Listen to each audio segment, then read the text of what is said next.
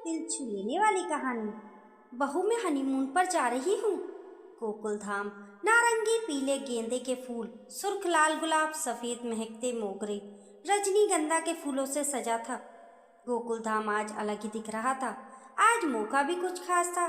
गोकुल जी और कमला जी की शादी को 40वीं सालगिरह का मौका था। बड़ी बहू सुहानी और छोटी बहू रोशनी मुस्कुराते हुए रंगोली बना रही थी। बड़ा बेटा राघव और बेटा मयंक रंग बिरंगे बल्बों की लड़ियां लटका रहे थे। घर के रिश्तेदारों का आना जाना लगा हुआ था।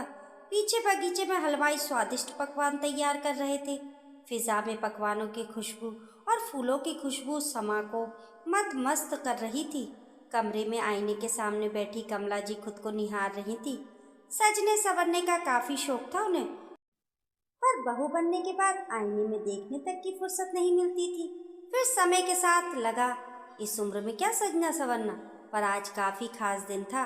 बेटे बहुओं ने कहा हम आज से 40 साल पहले आपकी शादी में निभाई गई सभी रस्मों को फिर से निभाएंगे और वही पल आप दोनों दोबारा से जीना। आप लोगों को फ्लैशबैक में ले जाएंगे। दिवाली के साथ ही आपकी शादी की सालगिरह, ये तो डबल खुशी का मौका है। खूब धूमधाम से मनाएंगे हम सब। आंटी जी मैं आ जाऊं? एक मीठी सी आवाज़ ने कमला जी को ख्यालों से जगाया।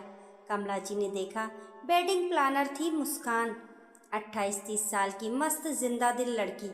आंटी ये रहा आपकी शादी वाला लहंगा। इन 40 सालों में भी आपने काफ़ी संभाल कर रखा है।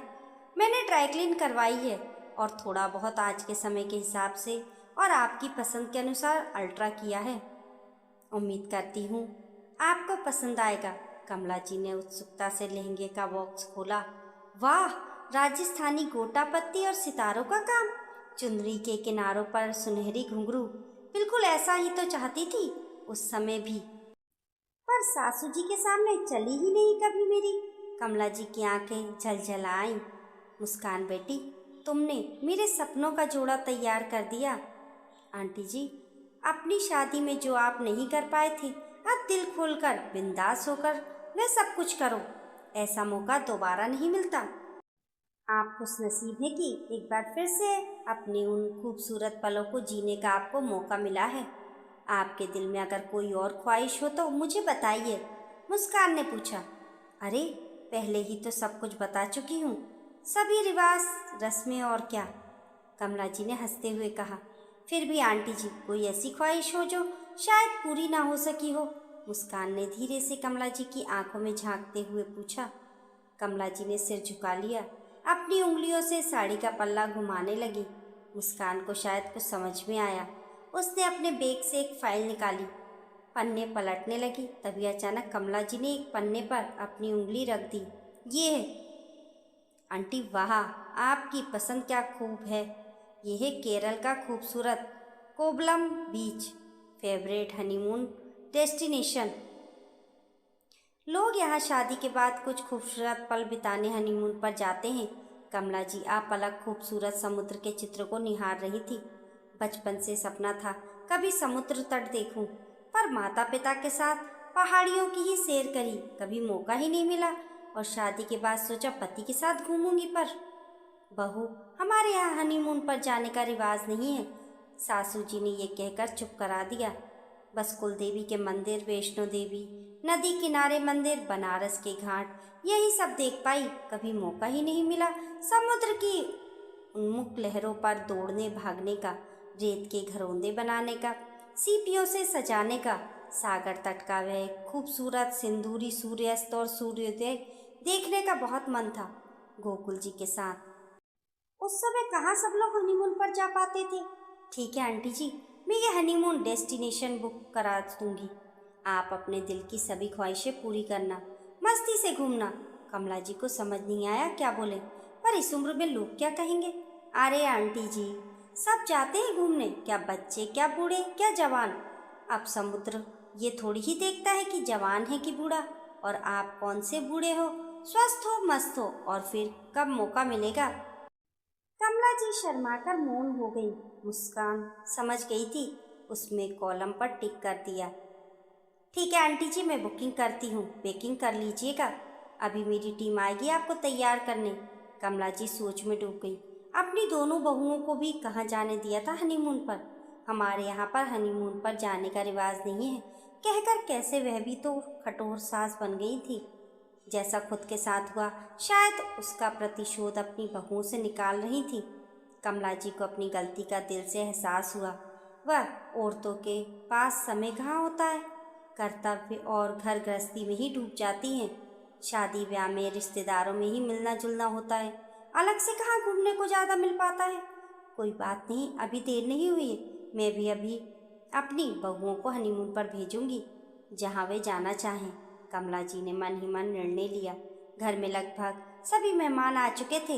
हंसते मुस्कुराते हंसी ठिठोलियाँ करते कैसे हर छोटी बड़ी रस्म पूरी हुई, पता ही नहीं चला। आज गोकुल जी और कमला जी इस उम्र में भी सबसे सुंदर दूल्हा दुल्हन लग रहे थे। दोनों ऐसे शर्मा रहे थे जैसे पहली बार शादी हो रही हो। कमला जी अपने मेहंदी लगे हाथों में गोकुल जी का नाम ढूंढ रही थी। मेहंदी लगा के रखना, डोली सजा के रखना। जैसे ही ये गाना बजा, दोनों बहुएं कमला जी को खींचकर गोकुल जी के पास लाईं। कमला जी ऐसे शर्मा रही थी जैसे नई नवेली दुल्हन। कमला जी भर के गोकुल जी का हाथ पकड़कर नाची। ऐसा लग रहा था जैसे कि किसी और ही दुनिया में पहुंच गई हो। हर बंधन, हर झिझक, हर रिवाज से आजाद। आज कमला जी ने आजाद पंछी की तरह महसूस किया। आज कमला जी ने एक नया आगाज किया था, खुद के लिए कुछ फुर्सत भरे लम्हे निकालकर, हर रस्मों रिवाज से परे, उम्र के बंधन से आज़ाद, सिर्फ एक औरत बनकर जिंदगी जीना शुरू किया था। रात को सभी खाना खाकर चांदनी रात में छत पर गद्दे बिछाकर बैठे थे, तभी मुस्कान आई। वाह मुस्कान, तुमने पूरा समारोह बहुत ही खूबसूरत तरीके से मैनेज किया, बड़ी बहू सुहानी ने कहा। Thank you so much. बस एक आखिरी काम बाकी रह गया था। मैंने आंटी अंकल जी की होटल की बुकिंग और प्लेन टिकट कंफर्म कर दिया है। अब बस आप दोनों बहुएं बताइए कि आपको अपने पतियों के साथ कहाँ जाना है। ये कमला जी की तरफ से आप दोनों को तोहफा है। दोनों बेटे बहू एक दूसरे की तरफ भौचक्के होकर देखने लगे। घर में कमला जी के भाई बहन, भाभियाँ, उनके बच्चे और गोकुल जी की बहनें, दामाद, छोटा भाई, भाभी, बच्चे सभी मौजूद थे। किसी को कुछ समझ में नहीं आया। कहाँ जाना है अब? सुहानी ने कुछ सोचा। अच्छा, अरे हाँ, अम्मा बाबूजी को कुलदेवी के मंदिर जाना होगा आशीर्वाद लेने।